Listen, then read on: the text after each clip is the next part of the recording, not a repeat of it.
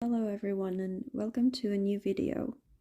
I hope you had lovely holidays and welcome to 2023. In this video I'm going to test two different colored pencils, the Faber-Castell Polychromos and the Derwent Procolours. I'm first going to test the Polychromos, which are oil-based colored pencils. For me, the most important thing about colored pencils is how they layer and how well they can be blended. I start by mapping out the main shadow areas with one color, in this case blue. In the beginning I also added some grey throughout the sketch to get rid of the white of the paper. Here is the reference photo that I used for the rough sketch.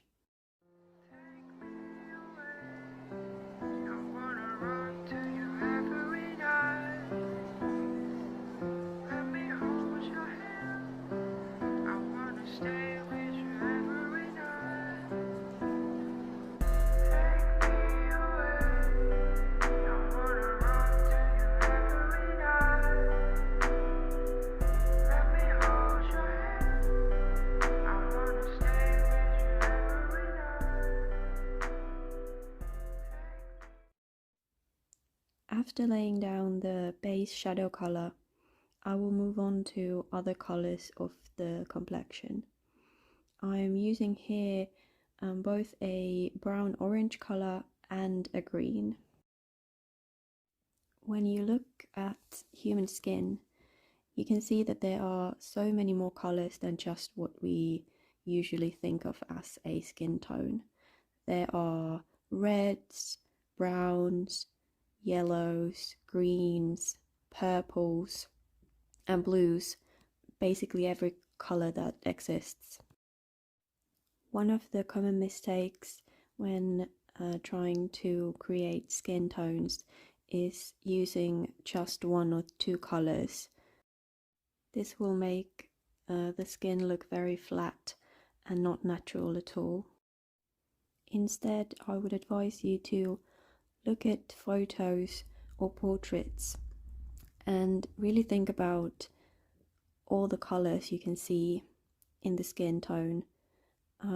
There are, for example, reds where there's most blood flow, for example on the cheeks or the chest or the chin or the nose. And there are also areas of more yellow tones or green tones, like usually around the mouth or in the forehead. And there are also places where shadows are maybe more towards blue or violet, for example around and under the eyes. What has really helped me with deciding which colors to use and how much is first of all working in very light layers, and also to just be brave and, you know, lay down whatever you see in the picture or the portrait. If you see a bit of green, add green and see what it looks like. You really can't go that much wrong with colored pencils. Some of them you can even erase, but you know, if you work in light layers, it doesn't matter if you put down a wrong color or if the color looks a little bit wonky, you can always adjust it. So I advise you to be brave with your colors and just experiment. I've actually used Polychromos very rarely because I only have a few like random colors, but this Christmas I got a Polychromos, I think 24 set as a gift, so I'm actually using a set for the first time. And what I noticed from the get-go is that the colors are very vibrant and they lay down fairly nicely. However, I'm used to working with wax-based colored pencils and I can already see a difference in the Polychromos, which are oil-based. They seem to leave a bit of a residue when I'm trying to blend different colors together. And there are also these little bits of darker pigment sticking to the paper. First, I thought that it might be the paper, but when I used the same one with my next colored pencils, there was no residue at all, so I'm fairly convinced that it's actually the Polychromos. This is, of course, a brand new set, so it might be because I haven't sharpened them yet, and it's kind of the first layer of the pencil, which is making this kind of grain or residue. But I have to say that I'm not as happy with the blending of this oil-based colored pencil as I am with my usual waxed-based ones. The pigments, however, are very, very good, and you can see, for example, from the black that it's very, very nice and pigmented even with just one layer. So I do have to say that the pigmentation on these pencils is very good. You can also sharpen them to a very sharp point, which I think is due to the barrel, the color barrel, having some sort of resin mixed with it, which helps with getting a very, very sharp point to the pencil.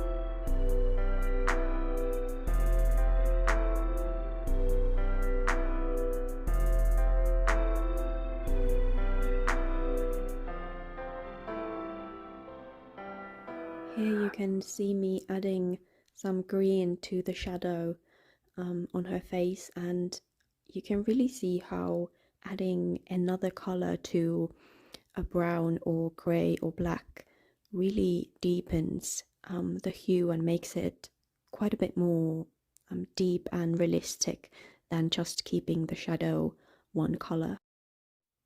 And you can actually see from the pencil case that out of the 24 colors, I'm actually using 15 of them to achieve this complexion of hers.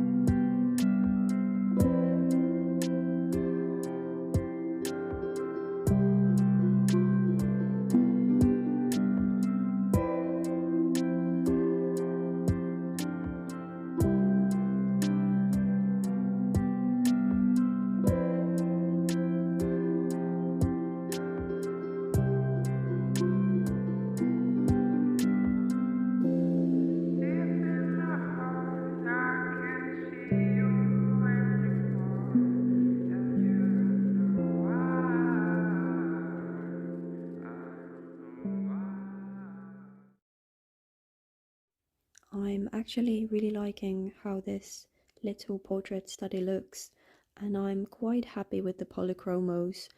I really like how pigmented they are, and I think you can work quite well in thin layers with them. However, they aren't blending as well as I would like to, and they do leave a little bit of a residue sometimes, which I'm not sure why that is, but it's not really to my liking.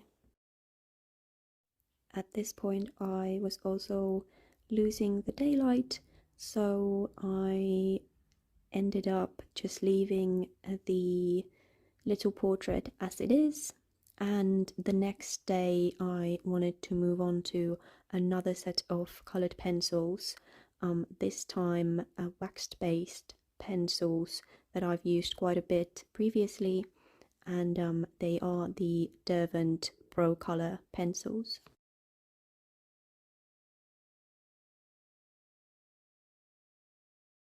I'm starting again with a light layer of grey to get rid of the white of the paper, and then I'm picking a blue colour similar to the one that I used before to map out the main shadow areas.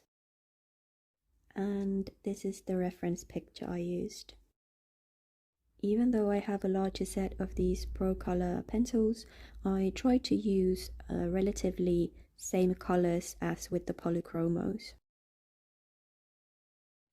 So again, after laying down the base shadows, I am choosing a green and a orange brown colour to start laying down the skin tone.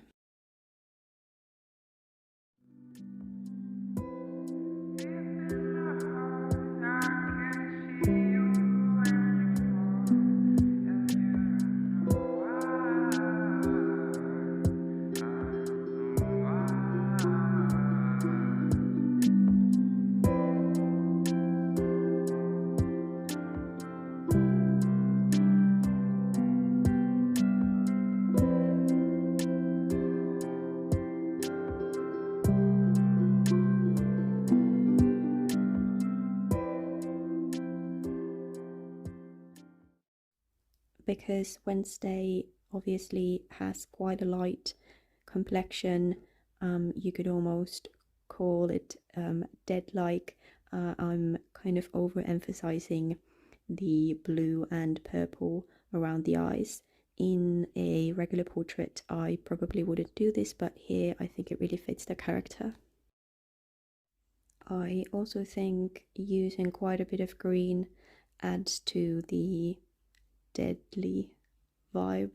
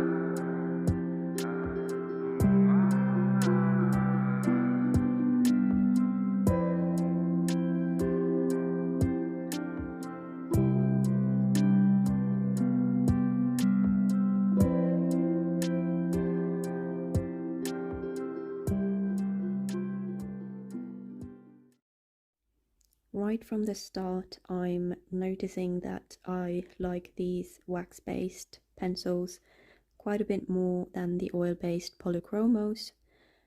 Obviously, I've worked with Derwent pencils way more, so some of my preference might be because I'm just used to these pencils, but I do have to say that they lay down so smoothly, they blend really easily, and they are also erasable to a far greater extent that the Polychromos were, so I can also create lighter areas and highlights with erasers. I do have to say that I think the pigments in the Polychromos are a little bit more vibrant than the ones in these Derwent pencils, but to me the vibrancy or the pigment is not that important compared to layering and blending. These Derwent Procolour pencils just slide like butter on the paper, and compared to the Polychromos, overall I do have to say that I like these Derwent ones better. But in all fairness, I haven't used the Polychromos as much as these ones, so I do think I need to get a little bit more experience with them before I can say which one I truly prefer.